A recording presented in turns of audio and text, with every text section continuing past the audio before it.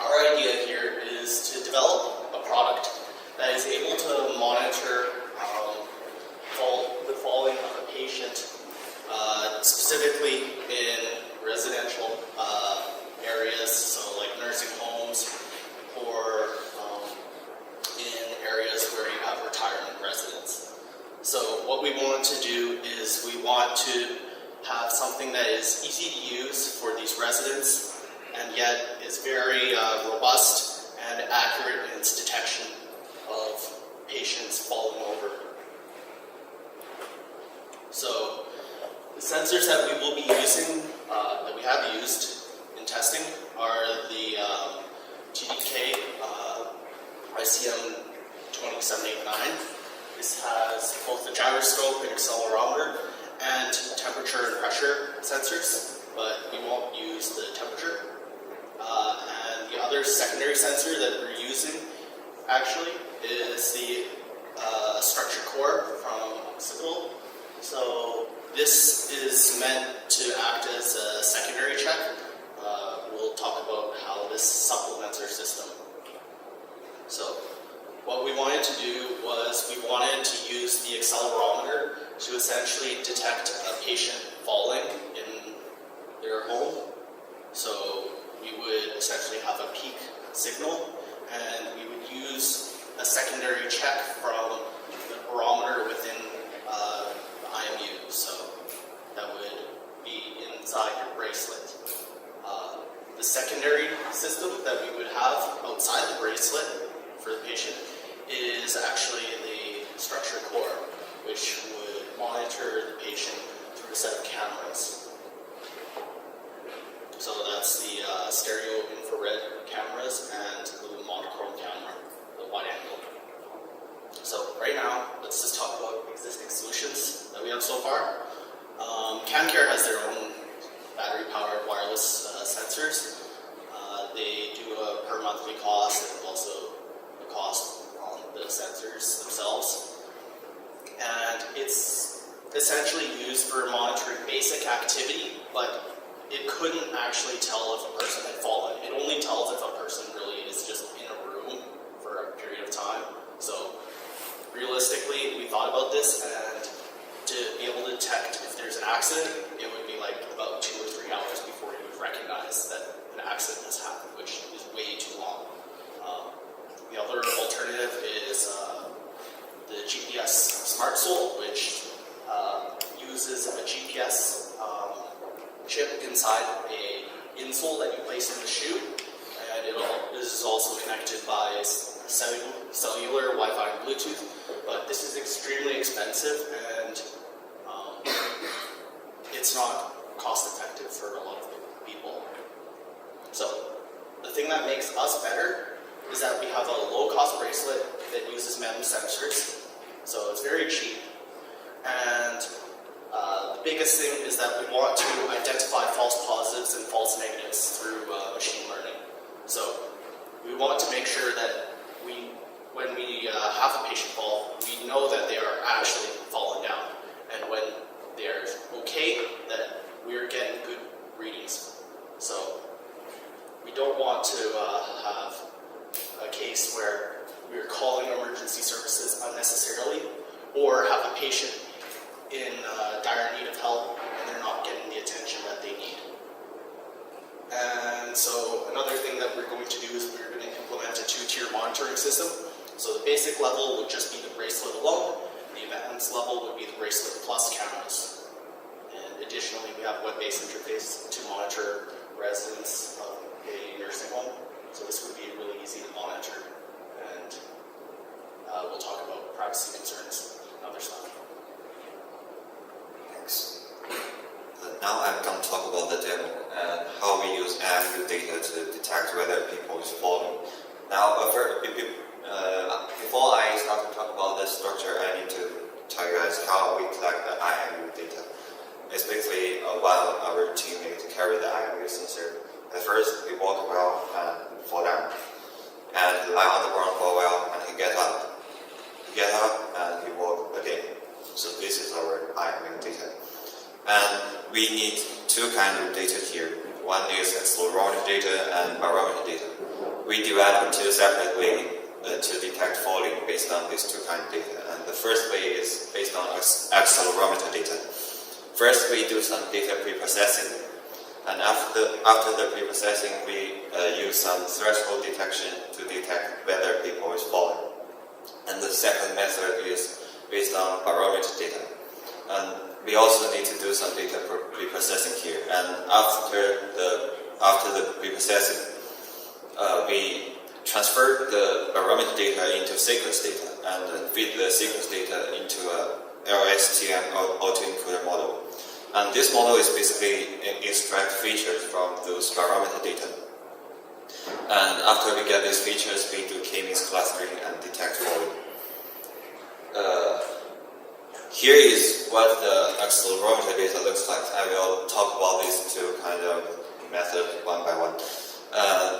The accelerometer data looks like that. And the basic idea is when a person is falling, the accelerometer data will change. And it's called the vibrations in the accelerometer data in the plot. If the vibration is above a threshold, we detect that as a falling. And the raw data looks like that, and it's hard to do that kind of analysis. So we apply a preprocessing method. We calculate the square error of this, and we define the value as A. Now we get a plot of A, and we can know the vibration here. And if the vibration is above threshold, then we detect that as a falling or a movement actually. From here to here, our team is walking, and here he fall down, and he lie on the ground, and he get up, and he walk again. And about the second method, we use the barometer data. The main idea is we assume that at a certain height, the air pressure is not changing. It's a reference data. We use that data to detect the difference between the height. After we detect the height, we can see whether it's falling or whether it's walking. And we can see that the range of the value of the barometer data is very large. It's kind of hard for us to detect the change. So we make some preprocessing here. And we use the barometer data minus this certain value to get B, which is easier for us to detect the difference. And after we get this barometer data, and we transfer it into sequence data. This means in the first sequence we consider the first 6 consecutive barometer data. After we put it in a sequence, we fit it in an LSTM autoencoder model, and we put the sequence data here and pass the LSTM model, and in the encoding layer we extract features from this input data. Now, how can we see that the features can represent those input data? We use another LSTM network to reconstruct the encoding layer and get the sequence output. If the output is the same as the input, then we see the features can represent the sequence. And after we get the features, we use k-means clustering to cluster the sequence data and get the result. We can see that the sequence data has 3 clusters here, which is 0, 1, 2. And I show it in another way is this plot. We can see that after the clustering, the walking process is labeled as 0, and the falling and the getting up are labeled as 2, and the lying on the ground process are labeled as 1. So that's our process. Okay, so now we sort of had an algorithm design for the structure core, which we use sort of motion history image. In this case, the first step is to detect any sort of motion of the person in the video sequence using this technique, which basically monitors sort of the change in the human shape. An analysis is done on moving objects, which basically detects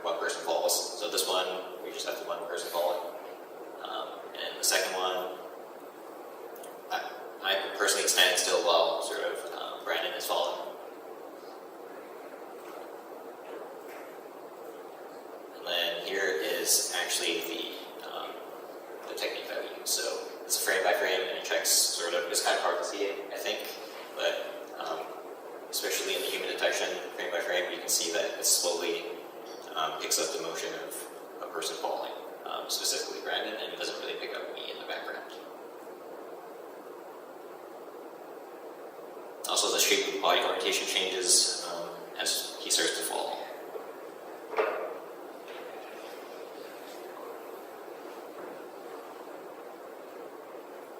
I think that should be pretty good because it's quite a long video. And then we also developed a web app just for the user interface for someone, for like a caregiver. It's pretty bare bones. They maybe show it, maybe not, depending on if they'll like me or not. But maybe we can worry about that a little bit later. So I'll bring this back to you for the technical concern. So we have a number of technical concerns. First, on the hardware side, you may be concerned about the resolution of the sensors, but the MEMS sensors should have significant enough resolution, especially for the barometer, to be able to detect height changes. You just need to make sure that you have two barometers. So one that is in the bracelet that you give to the patient, and one at a fixed height level. So what I would say is you ideally just have it at ground level, and you just have to make sure that for each room or each area of the facility that could be open and closed. So in other words, rooms with doors, you have to make sure that fluctuations are dealt with appropriately. So a gymnasium that has the door always open, that would be fine. It would be fine connected to the hallway, but you'd have to make sure that you have enough barometers to cover enough portions that you have good reference segments. And then for hardware, you also need to make sure that the bracelet is at least IP67 water resistant or higher. And we have to make sure that the cameras are able to adapt to different rooms and geometries. And one thing that we found a little difficult to deal with was visual obstructions, whether it be an object in front of a person that is falling, or even just glass. So glass could pose a problem in terms of its reflectivity. Another technical concern that I want to talk about is data transmission. So these bracelets are going to probably use anti-ultra low power wireless protocol, which is actually a protocol developed by Dynastream under Garmin, and it's frequently used for smartwatches, and it's optimized essentially for sensor networks. So it's very similar in terms of Bluetooth, and it's operating at 2.4 gigahertz, and the range is also similar, about, I would say, 30 feet. But it's better for streaming the data, and you can actually implement AES-128 encryption, both for the data streaming from the bracelet and storage of the camera footage. So essentially what you want to do is you want to take the encrypted streaming data from the bracelet, analyze that for essentially peaks in acceleration, do a secondary check on the barometer, and then decrypt the stored camera footage so that you can do a third check if necessary to see if the person has actually fallen. I'd like to thank our sponsors here, and here's some references.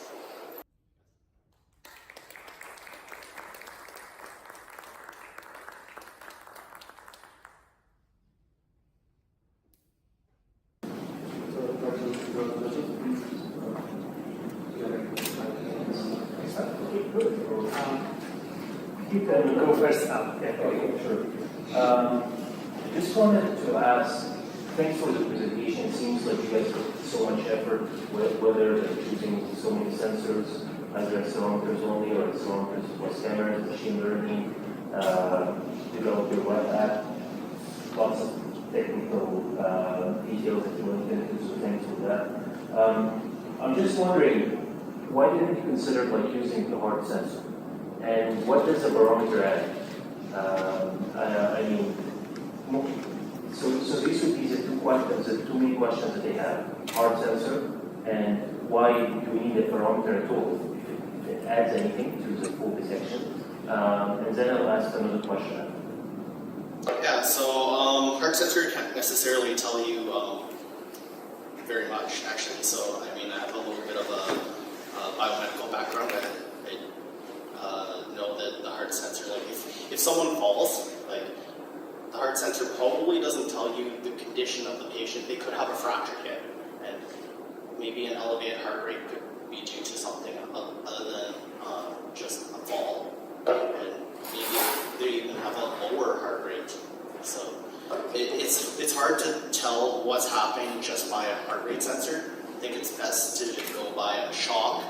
Then we thought that the next best thing was to figure out what the height the person is lying at. So they really shouldn't be lying at ground level, so that's pretty obvious. And then a confirmation to make sure that it is indeed the person that's on the ground, not moving. That's a tertiary check. So I think the heart sensor could be a nice little perk that you would add on, but it wouldn't be your primary check. Like, I think everything else that we've talked about before would be much more robust in determining if a person has fallen. So what about the barometer sensor? Do we really need that? The barometer sensor, I think, is pretty necessary. It's got a high level of accuracy that can kind of make up for the resolution of the accelerometer. And also there's difficulties in determining accelerometer data. So we have a study, I think it's the third one. I don't know if this will allow me to go to it, but essentially what this study was looking at was different accelerometer readings you get from different activities, and namely 4 of them were walking downstairs, upstairs, sitting, and standing. And so if you apply the machine learning to that, it would be able to classify a lot of these cases, but the barometer would probably almost make certain that you know that the person has fallen. So, like, walking up and downstairs could actually be a little bit confused with a fall, but as for sitting and standing up, that is pretty clear. Okay. Well, thank you. My last question would be, have you guys looked at current smartwatches as a market? And were you able to think, like, for example, I don't know if the latest Apple watch has barometer and so on, but have you looked at it and considered building an app instead of just doing everything and building your own bracelet and doing all of that? And also, I think you have access to the heart rate data and all of that, so have you looked into that? Yeah, definitely. So I've thought about that, and one of the issues is that some people, like, you could even say use your smartphone instead of smartwatch, but some people actually don't have a barometer in some of their smartphones. And also we have issues with calibration. So don't know if the barometer of one person's smartphone is actually accurate, because it could be just simply compromised, for example, by a lack of waterproofing in your phone, for example. Because actually your phone is quite sensitive to humidity and other factors. So if your phone isn't properly protected against environmental elements, then you lose accuracy, and you may also have odd readings that you would get out of it. I think this system is cheap enough that it would be able to be implemented in nursing homes. And I think another concern of ours with regards to third-party stuff would be security. So I think it would be better just to have something internal with, like, that we understand within our own system that we built, and we can deal with privacy concerns. Thank you.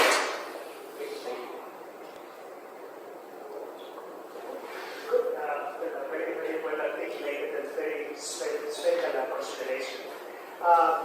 You kind of answered my question, but you described this idea of having a second barometer on the floor so that you can compare the bracelet barometer with that one. So if we were in this room here, there is stairs. So we have people that move up from up there and down here very often. So where would you put this second barometer? And which you could probably need to put the second one. But which one would be your reference when you are actually are upstairs or when you are moving down the stairs?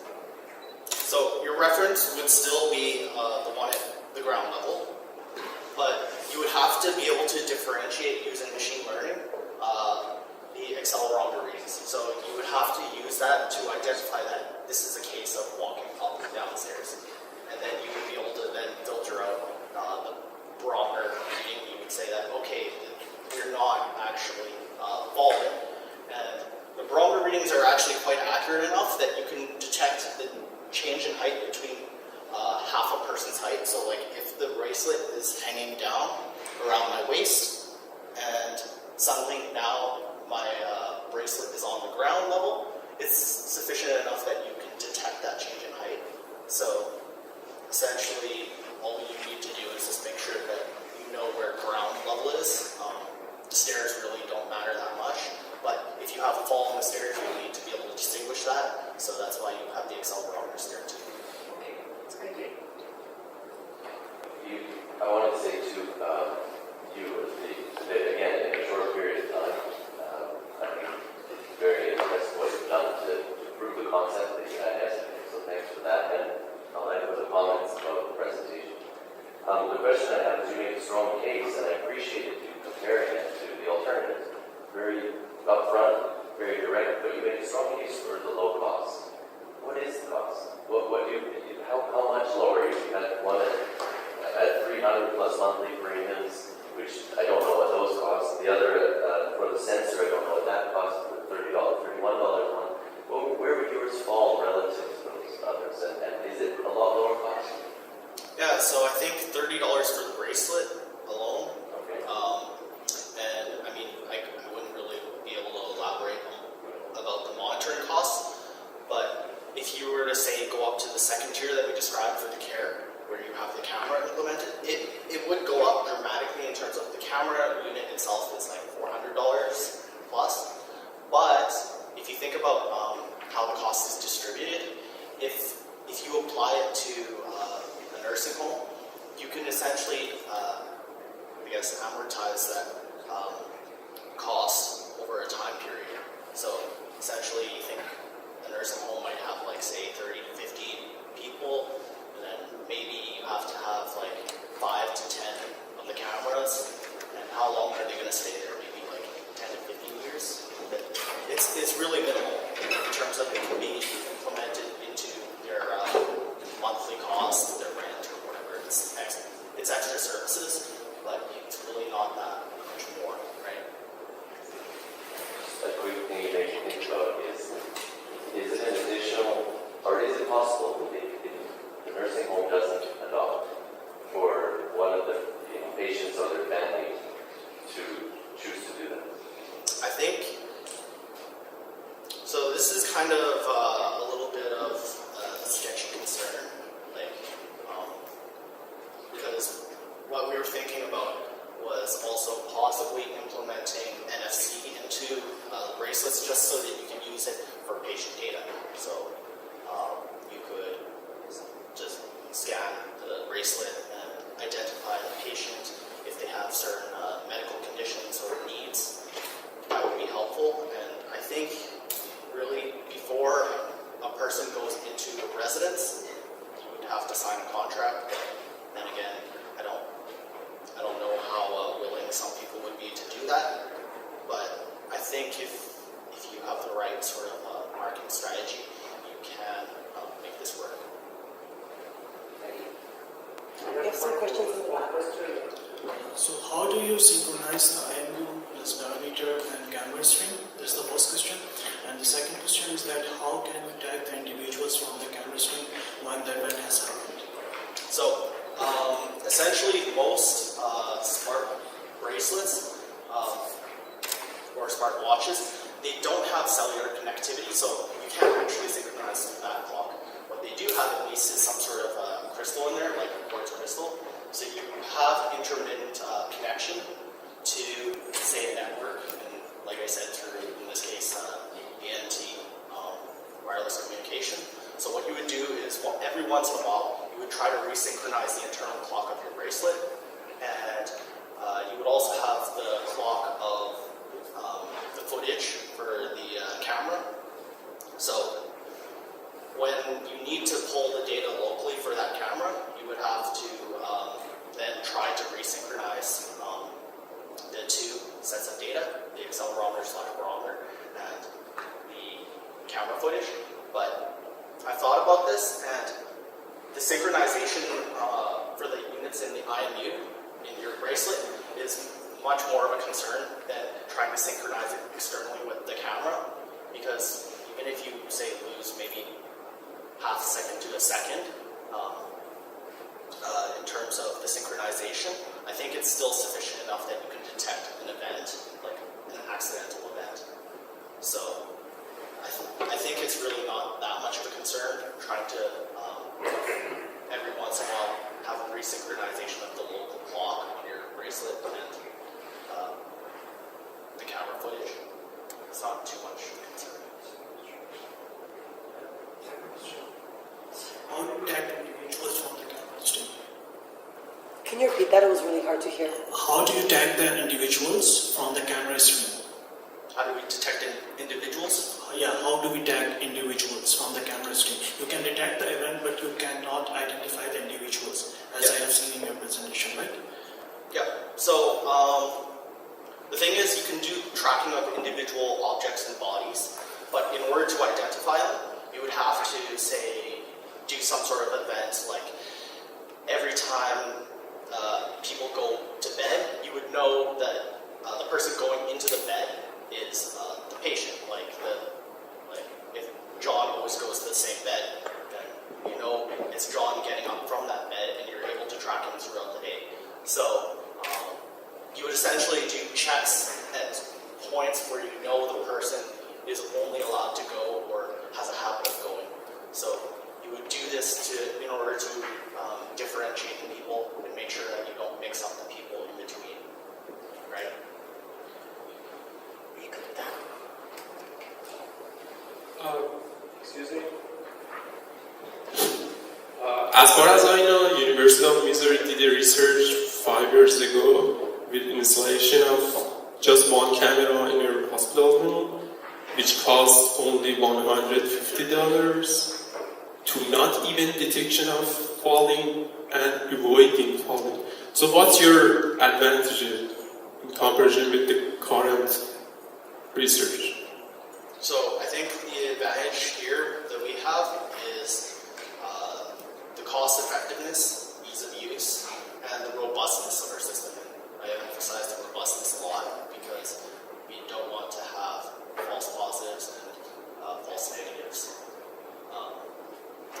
And as for, I guess, what you talked about for prevention, our system isn't really meant to prevent a person from falling. It's just supposed to alert other users that a person has fallen. As for if you want to prevent a person from falling, that would be a completely different technology in itself.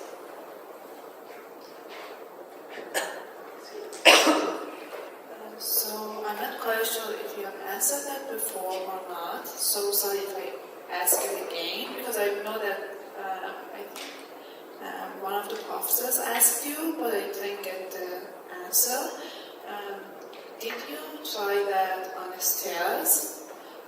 Because I think you said that we can.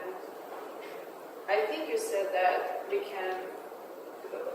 So I think you said that when they are coming down the stairs, the thing that is happening is that as their hand is below, so we can find whether they are in the ground floor or not. But what if they, because in nursing homes, most people might want to put their hands on the wall. So still their hand is up while they're coming down the stairs. You know, I mean, have you had any experience on the stairs to see if your technology has worked on it or not?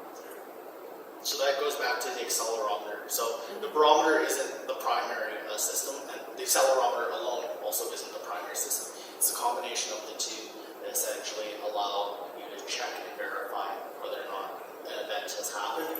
And so you're talking about how a person would lay their hand against a wall while they're advancing down the stairs. That wouldn't be a problem because we're concerned about when they're falling. So they're not going to keep their hand against the wall when they have fallen.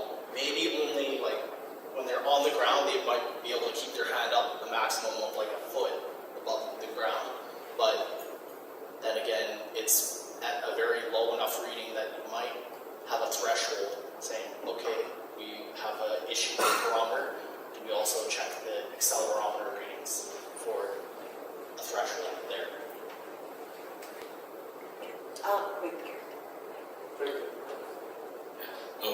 First of all, I want to say, great work, guys.